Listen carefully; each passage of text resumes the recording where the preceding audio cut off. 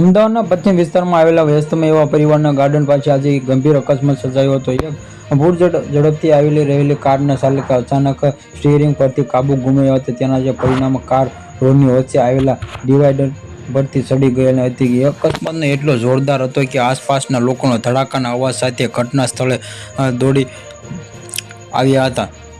જે કાર જ્યારે ડ્રાઈવર જે ડિવાઈડર પરથી ચડી ત્યારે લાગી લોખંડનો વિસ્ફોટમાં લાઇટનો થાંભલો પણ ધરાશયી થઈ ગયો હતો। ટક્કરને કારણે બોનેટમાં ભાગનો કચ્ચા ઘાણ વળી ગયો હતો અને સદનસીબે અકસ્માત જાનહાનિની કોઈ સમાચાર હજુ સુધી મળ્યા નથી, પરંતુ જે વાહન અને જાહેર મિલકતને મોટું નુકસાન પહોંચ્યું છે। અકસ્માતનો વિડીયો સોશિયલ મીડિયા પર વાયરલ થતા ઘટના બાદ અકસ્માત કારનો દ્રશ્યો સોશિયલ મીડિયા પર વાયરલ થયા છે। મીડિયાનું જોઈ શકાય છે કે કારના ડિવાઈડર પર કેવી રીતે વિચિત્ર ફસાયેલી કારને વિસ્ફોટ રસ્તા પર નમી પડ્યો અને આ વિડીયો વાયરલ થતા જે શહેરમાં જે ટ્રાફિક અને સ્પીડ લિમિટ લઈને ફરી ચર્ચામાં જાગી રહી છે। અકસ્માત જાણીતા થતાં સ્થાનિકોને ટ્રાફિક પોલીસમાં જેમાંથી કાફલો ઘટના સ્થળે પહોંચી ગયો અને પોલીસે કારને સ્કેન મારફતે હટાવીને કામગીરી કરી। ટ્રાફિકનો પૂર્વ કારમાં હતો કે કાર ચાલક નશાની હાલતમાં હતો કે કેમ કે અચાનક અકસ્માત પાછળનો જે ટેકમાં કારણે શું થશે તે દિશામાં પોલીસે તપાસ પણ હાથ ધરી છે।